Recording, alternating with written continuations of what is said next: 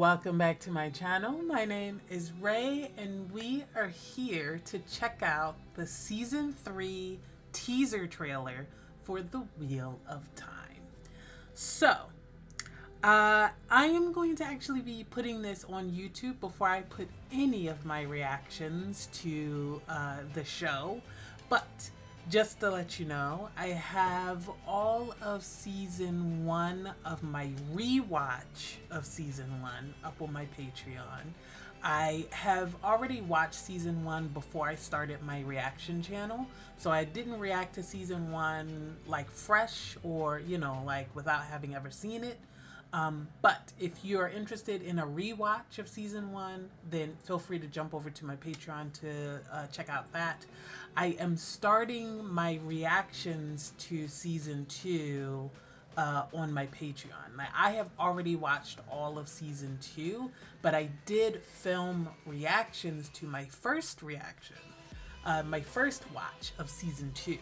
So those are going to be fresh, reactions in real time or whatever for the series from season 2 on. Season 3, obviously, we got a release date of March 13th, I do believe. So I haven't watched this teaser yet, so I'm really excited to get into it. Just FYI, I have read the books before. I'm going to try and keep book talk to a very minimum. I do occasionally talk about it. I try to keep it vague and things like that. And to be honest, it's been a long time since I read the series, like literally a decade since the last book came out. I haven't read the series since about then. It is one of my favorite series, but like, I don't know how to explain it. I've read like the earlier books multiple times as Robert Jordan was releasing them, and then he passed when I was in college, and then obviously Brandon Sanderson came in and finished out the series with his notes and his wife's blessing, etc. But I haven't reread some of the later books as much as I did the earlier books. So a lot of my memory is, first of all, old because it's from 10 years ago. And then second of all, it's mostly early book stuff because that's the stuff that I read more than once, like over and over again, as I was waiting for Robert Jordan to drop new installments. And the later books I only read like once. Like the Brandon Sanderson, books that he helped out on, I only read those like once. So I definitely do not remember a lot of the last like 3 books. But the stuff like early, like the first like 3 or 4 books, I remember fairly well. I have decided not to do a rewatch until a little bit later. I might do a rewatch, or not a rewatch, sorry, a reread of the original novels. I might do a reread of the first couple of books since most of those were covered in the first couple of seasons. I might do that for my channel. Who knows? I haven't decided yet. It's up there. Like, I have the books over there. This on my top shelf. You can't see it, but that whole top shelf back there, right there, that's all Robert Jordan. So I might watch.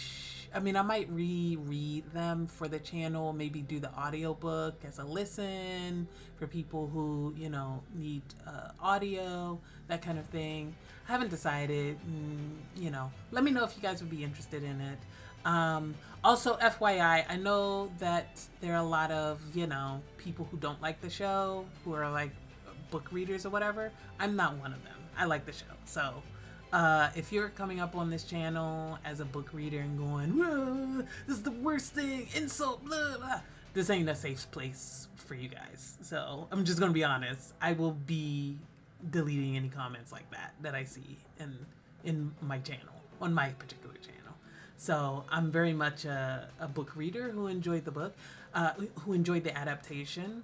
And I don't really have major issue with a lot of the changes that they've made. Some stuff I don't agree with, and as you watch my reactions to season 1 and season 2, my commentary of season 1 and then my reaction to season 2, you will know what the parts that I liked and didn't like about the adaptation specifically. But in general, overall, I enjoy the series. So, so if you're looking for a book reader who has a positive, outlook on the show, I'm definitely the person you want to, watch, because I don't really have any major issues. And there are actually aspects that I think quite a bit improved on my experience of this series, of the story. So, that's all I wanted to say on there. I just want to give people a warning, because I feel like once I put this up on YouTube, I'm going to have people in the comments thinking one way or the other about me. And I want to be honest with you guys up front. I've read the books.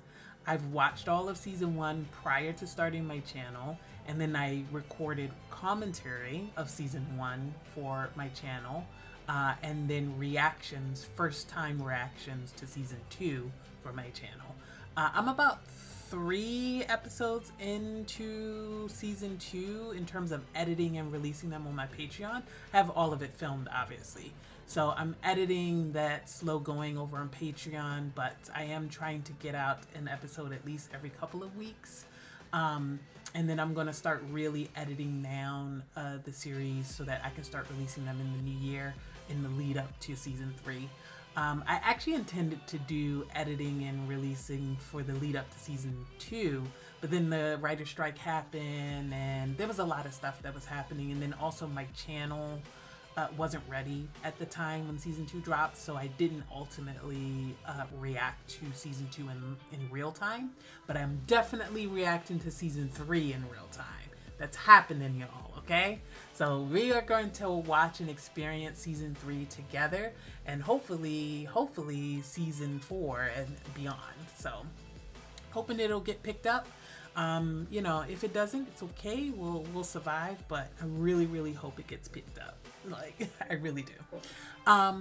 Okay, so going into season 3, where did we leave off? We left off with the kind of culmination of the season. Egwene was, obviously taken by the Shanchan, and she went through that whole ordeal at the end of season 2. And she killed her captor, a little bit different from the books, I will say that. There was a whole thing, there was like a whole infiltration thing with Nynaeve and Elaine. It was like a whole thing. We got rid of most of that, and instead she killed Rima outright. So I'm wondering how they're going to deal with the ramifications of that.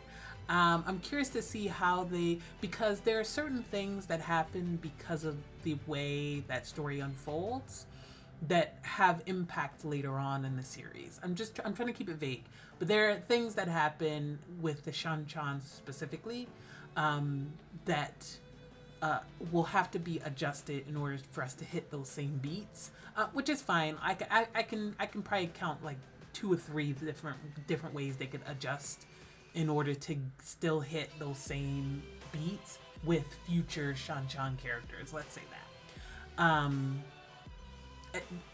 We can adjust. But I'm curious to know how they're going to adjust. Anyway, but Egwene was joined by the rest of the Emmonsfielders, and they all, work together to help Ran and to fight off Ishamael. Ishamael seemingly killed, and whatever, he was killed, and he had his last moment to think about his existence and his fight to no longer be part of the wheel, etc.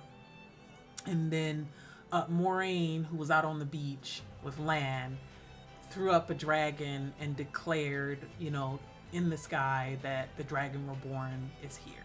So we are going into season 3 with at least the immediate area, people who were witness to this event at the end of season 2, believing that the dragon is here, or seeing that the dragon is here. We saw all the little shots of everybody in the crowd and everything like that.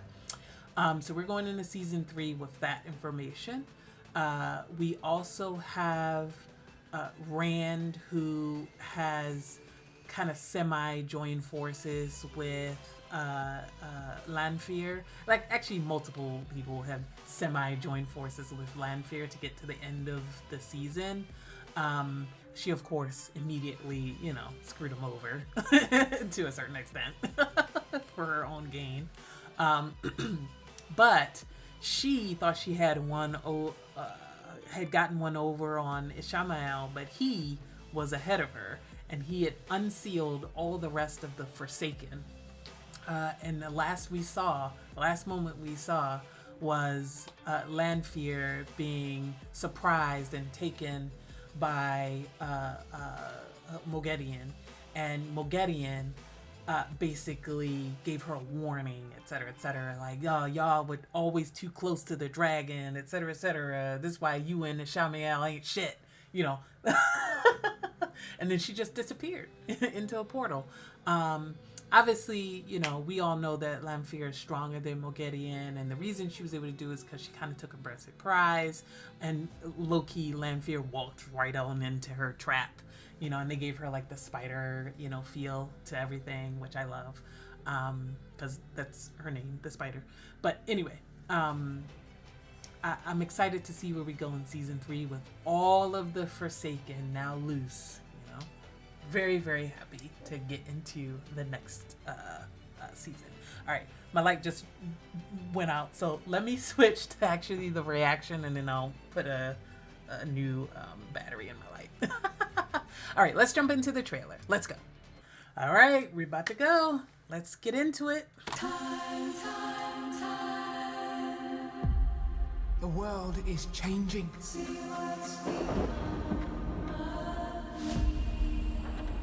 Who knows how deep the Shadow's roots have taken hold here?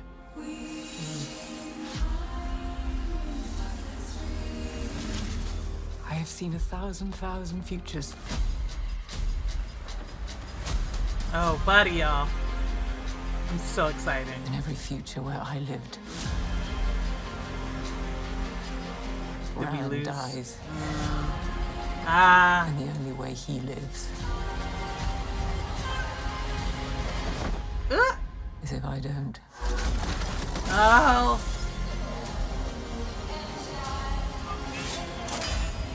Was that? Sorry, on the training rounds? Oh, buddy. We are in it, y'all. You cannot afford to fail again. So this is basically... I'm so excited. We're going to watch it again. Immediately. Okay. The world I want to catch some of these. changing.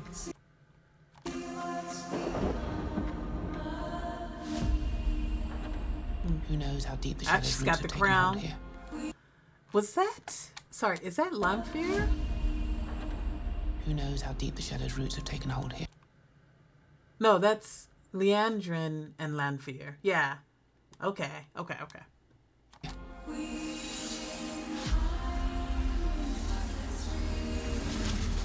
I have seen... Mm-hmm. Is this her accepted test? In Egwene, 1,000 futures. Ooh, who was that? I have seen 1,000 futures.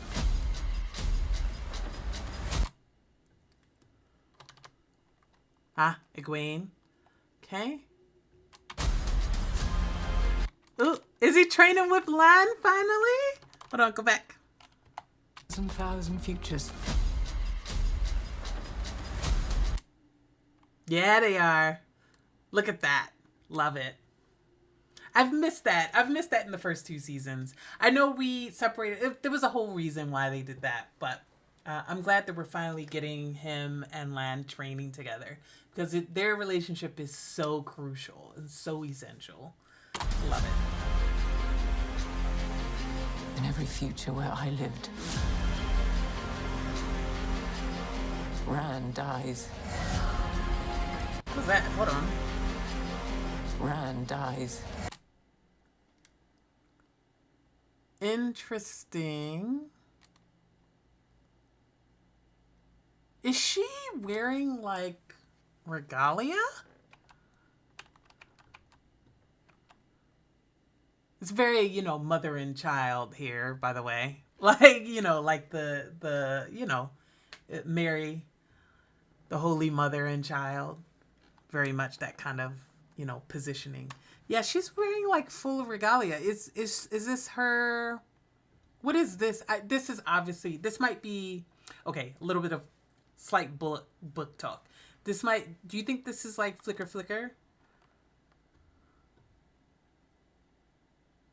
Or is this, like, you know, something that Lanfear is, like, projecting into Moraine's mind or something? Or maybe Moghedien? Because if this is in the dream world, we all know that Moghedien is, like, the queen of the dream world. So, very curious. But, like, this is Moiraine, and, like, she looks like the Amyrlin here. Like, she's dressed as the Amyrlin, or perhaps... she's not exactly... Like, she is of, you know, royal status, technically. So could this be an alternate future like that where she became queen? And the only way he lives is if I don't. Pause. Go back. Yeah, we got some Lanfear on Moiraine action. This is definitely in Teleran Riyadh, for sure. And then we had... Let me go back a little. Okay, yeah. She's got thrown. And with Lanfear over her. Yeah, look, her hair is short. Whenever she's in the dream world, Lanfear wears her hair short and slicked back like that. That's how you really know that she's in the dream world. I wonder if they're going to keep that, or if she's going to actually cut her hair in real life as well. Or she's going to keep long hair. Pause. That was Alanna fucking something up. Fucking some people up. And her waters, yeah.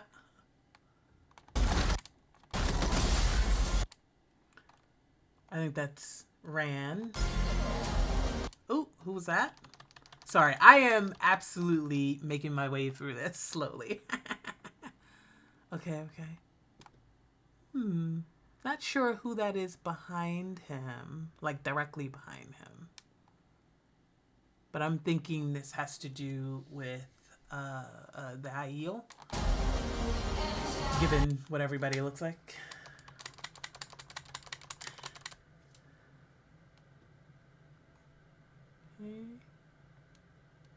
Yeah, I think this is... What was their name? This isn't Shido, is it? Maybe.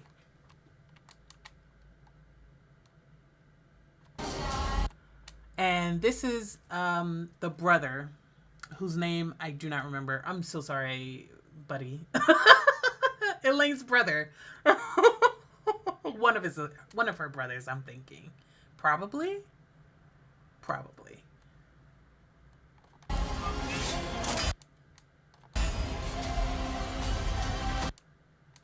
Okay. Yeah, there's Moghedien meeting. Yeah, is that Liandrin again?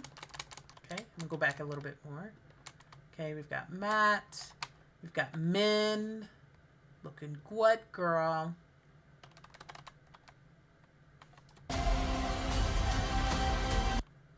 Love a kiss.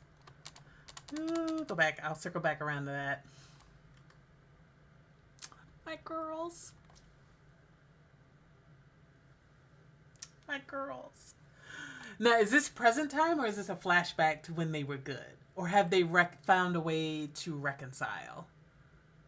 Or is it still in some kind of dream state that she's seeing, like a possible future for her, where she and Siuan, you know, reconcile and are able to continue? Is this file?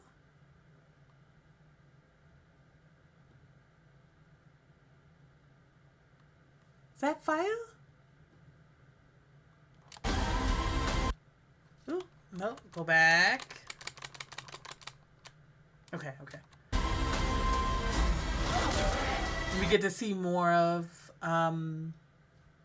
his mother's, the blood snow. We get to see more of that event.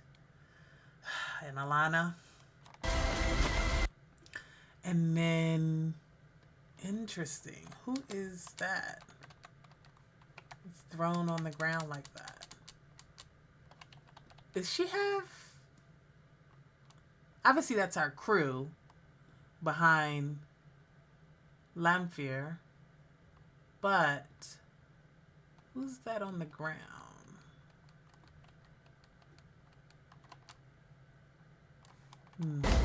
Hard to say.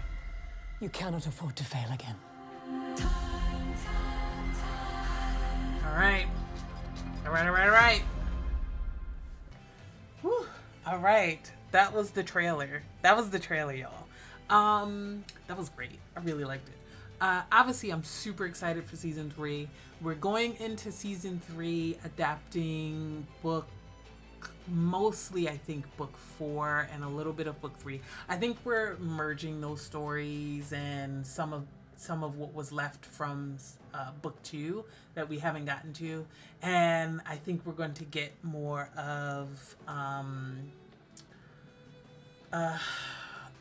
Elaine's, whole side of the story. We're going to get some more of that. And we're going to bring that, I think, into this season and get, like, the royal family and everything like that. And then, of course, the voiceover from Moiraine is her talking about, seeing all these different futures, clearly talking to Lan from the trailer. Looks like she was talking to Lan and talking about, this choice, I think, she's going to have to make of helping Rand, making sure that he becomes who he needs to be and in order to save the world, and sacrificing herself as part of it. And this kind of choice she's going to have to make of, I can either do this or this, and one saves the world and one dooms us all, So obviously she's going to come to a crossroads at some point. And we're seeing just kind of, I think, her dilemma spelt out through her dialogue, but also seeing how crucial that moment is going to be. And we don't know, obviously if you've read the books, you know how it's going to go, and generally how, what the results are going to be. But if you haven't, it's kind of like you're walking into this not knowing exactly where it's going to go and which choice is actually the right one. Let's say that. No, this was good. I like the trailer. I like seeing the glimpses of different stories that I recognize and some new stuff, I think. I'm excited to really because books 3, 4, 5 are probably some of my favorite books of the Wheel of Time series, if I remember correctly what happened in those. That was kind of like some of my favorite stuff happened in there. Let's say that. But there's plenty more that could happen, and we all know that the general plan for this show, I don't want to say we all know. I know because I read some of the behind the scenes stuff. The general plan for the show is to do roughly 8 seasons and to slightly adjust. I don't want to say slightly adjust, but like try and tell the story in 8 seasons. Unfortunately, they also only have 8 episodes per season. I genuinely think this show could do with 10 to 13 episodes per season in order to truly cover the story that they need. But Amazon refuses to give them 10 episodes. 10 to 13 would be perfect, actually. I think 10 to 13 would be perfect pacing wise and things like that for them to tell the same story, and it feel let some things breathe. The one thing that I feel in the first couple of seasons is that the story needs more time to breathe, and they need to spend more time. They need to actually slow down a little bit so that they can actually sit with some of the choices and some of the character beats, things like that. I'm not as stressed about them moving events around. You know, I'm not as stressed about it. Some things, it will obviously make things different, a little bit different. And you can, I don't need this, you know, whatever, but I know some people like to think of it as like, oh, this is a new turning of the wheel. I don't need that. It's an adaptation. In adaptation, you're going to change things in order for it to fit a television format. And I'm completely fine with that. So I don't need the whole, this is a new turning of the wheel in order to, you know, make myself feel okay about changes. Like, it's whatever. So I'm not as concerned about that. But within the universe of the TV show, I do think that the show needs to a couple of more episodes per season in order to really let things breathe and let things sit. And also develop certain storylines a little bit more so that character motivations are clearer, and how they get the connective tissue of how they get from point A to B to C to D is a little stronger. I think they just need like 2 to 3, maybe even 4 episodes additional per season. This 8 episode shit, it's not good enough. I need Amazon to do better. I need Amazon to do better. I need them to give Rafe and the team and everybody on the team more episodes. Like, this is a anyway, whatever. That's a whole discussion. But season 3, I'm excited. We didn't get too much of Avienda in this one. We saw her briefly from the distance, but we didn't get too much of Avi in this trailer, so and we only got like glimpses of Matt and glimpses of Min. We did see Perrin kissing someone, so I'm hoping that's Fael, but we'll see. It's certainly not his wife. It's not a flashback to his wife because she was blonde. But I'm excited to see. We also saw him with armor on and bloody and in a battle, so I'm excited to get to that. We still have his storylines with the son of the White Cloak that he killed. You know, that whole storyline. And obviously he has other storylines that they're going to explore. But yeah, as I understand, season 3 is going to be kind of a merger of books 3 and 4 with, you know, certain things just kind of truncated from 3, I think. And then I think it's going to be kind of a heavy focus on book 4. Yeah. So we'll see. All right. Let me know what you guys think. Feel free to like, comment, subscribe. Go over to Patreon if you're interested in my commentary of season 1. By commentary, I mean I've already seen season 1 before I filmed any reactions to it. So it's like a re-reaction where I'm just, you know, talking about how I felt and the story as, you know, the show plays, but I've already seen it. My second season releases are underway. I'm about 3 episodes into that. I'll be working on 4 and 5 and releasing those soon. I hope to have all of season 2 released on Patreon within the next month or 2. And then by then I'll definitely have cut down season 1. I might, since season 1 is a re-reaction for me, I might honestly just do 1 video or 2 videos of me just, you know, highlights of my commentary or re-reaction of season 1, and then release season 2 1 episode at a time for YouTube, just because season 1 I've already seen before I filmed anything, so I don't know how much value you guys are going to get out of that, but you know, it's there if you're interested. Yeah. And then I have a bunch of other stuff that I'm watching. I was in the middle of the Rings of Power. I did take a break from that, so I have to get back to the Rings of Power. You guys, and Patreon doesn't have that yet, so don't go over to Patreon looking for Rings of Power because it's not there yet. But I will eventually put that up. I watch mostly like queer Thai shows, so like the majority of the stuff on my channel has nothing to do with Wheel of Time, except it's Sapphic. I have a focus on Sapphic storytelling, and of course Wheel of Time has at least one current Sapphic, couple. I do know, as somebody who read the books and who follows the behind the scenes of the show, that we will have more queer relationships coming up.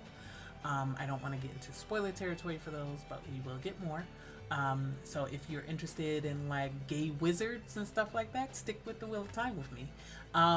If you like other kind of gay storytelling, then check out my other shows that I'm watching. It's mostly, like I said, Asian queer media, and mostly just Asian dramas. I watch Thai dramas, I watch J dramas, I watch C dramas, and I watch K-dramas, sort of. I don't watch a lot of K-dramas on this channel right now, mostly because there's a million other people that watch K-dramas on YouTube.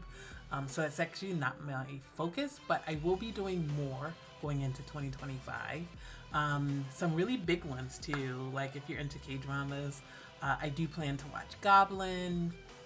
I do plan to watch, because I never watched Goblin before.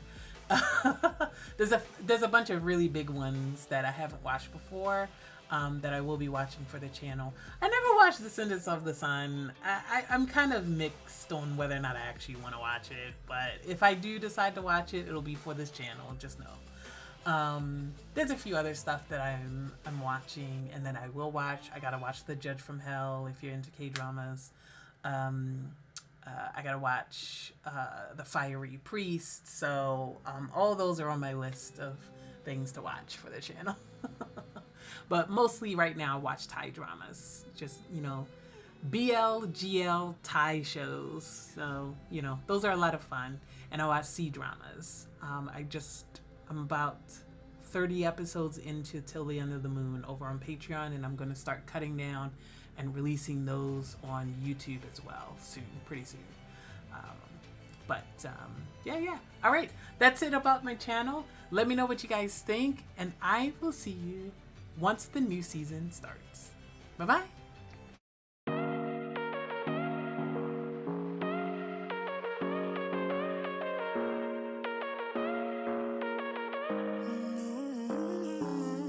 Baby, it's whatever. All this ever, but you long gone, it don't matter.